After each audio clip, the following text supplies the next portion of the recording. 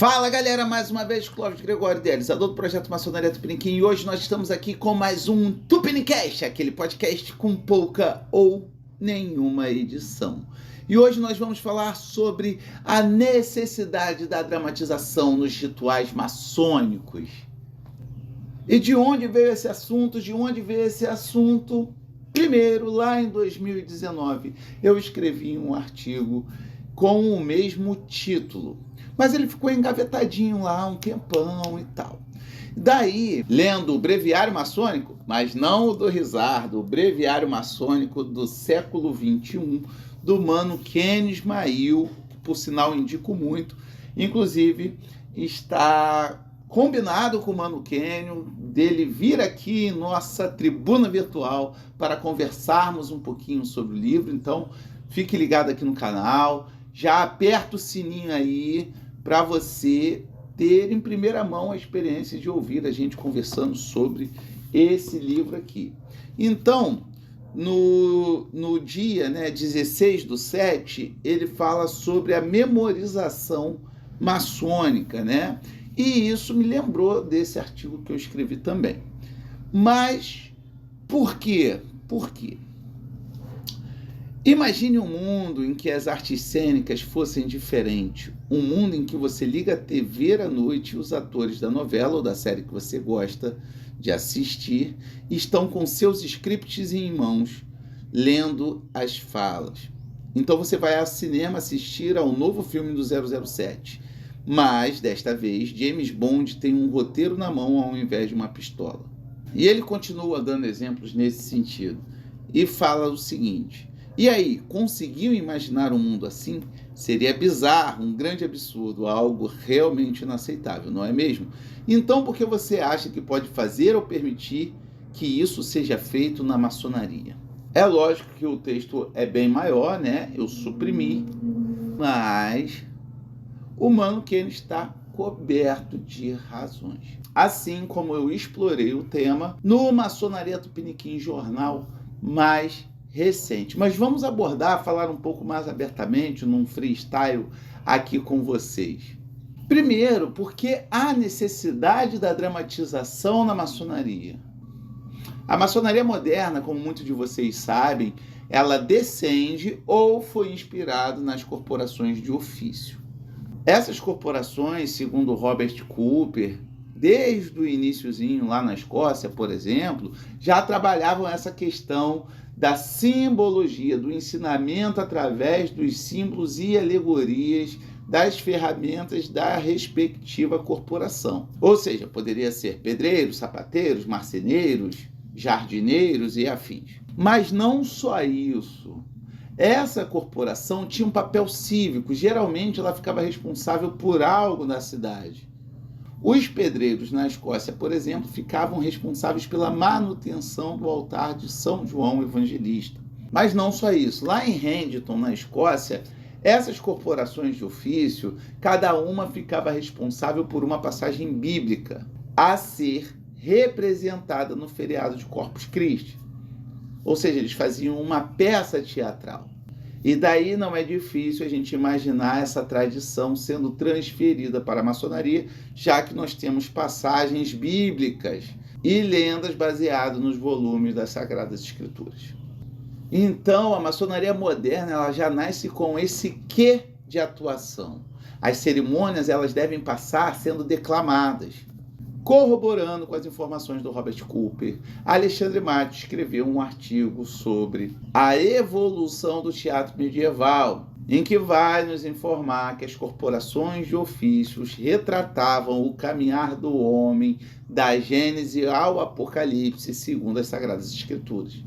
Isso para falar da origem, de como a gente começa a atuar, de como a gente começa a transmitir os ensinamentos maçônicos. Então, de fato, uma pessoa lendo, mas aí não é só lendo, é lendo mal, gaguejando, sem entonação, sem respeitar ponto nem vírgula. É lógico que a maioria do Brasil trabalha com o rito escocês antigo e aceito, e uma minoria trabalha com os rituais de origem anglo-saxã.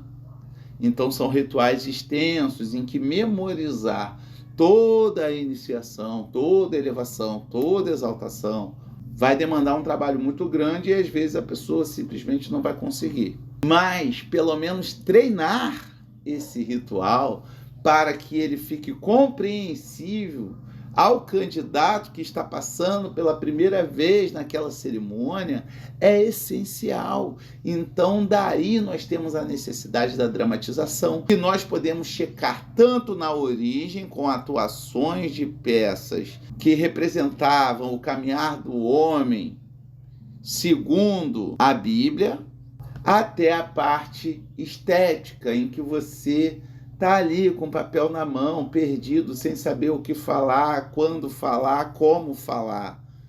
Então, Mano Canyon, por exemplo, também tem razão, né? Ninguém gosta de ver lá, né, uma pessoa se embananando com os papéis para poder proferir determinada fala. Se você não veria um filme assim, como você pode ver uma cerimônia maçônica assim? E uma boa atuação chama a atenção de todos.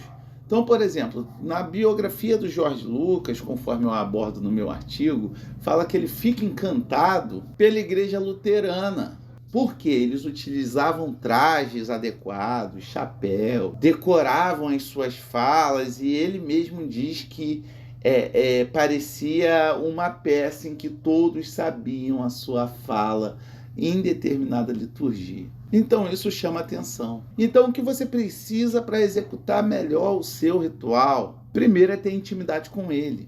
Ler. Se você ainda não domina o seu ritual, leia todo dia um pedaço. Você não vai gastar 10 minutos. Treine para executar as cerimônias. E daí eu chamo a atenção. Vocês lembram da dança dos famosos?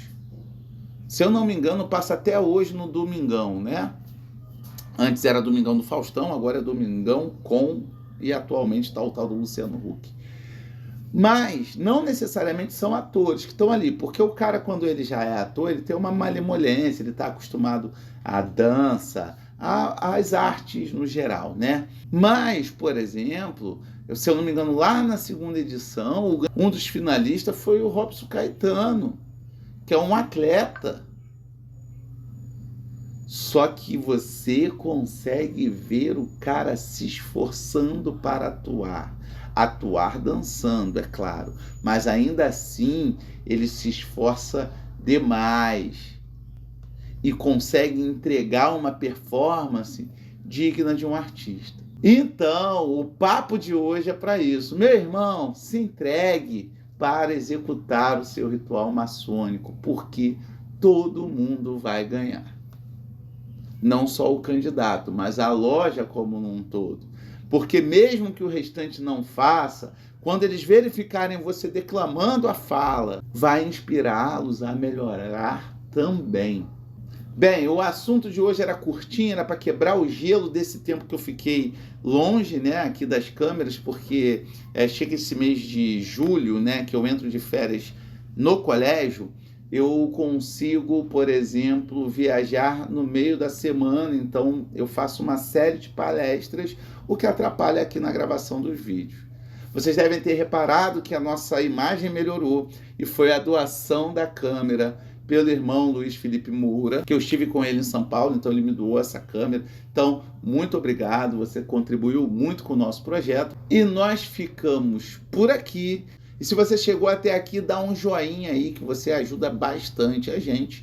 E se você quiser comentar alguma coisa, comente aí embaixo, atuação. Que aí eu sei que você viu até o final.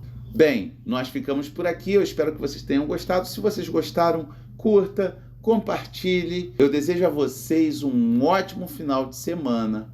Aquele abraço e um beijo no coração.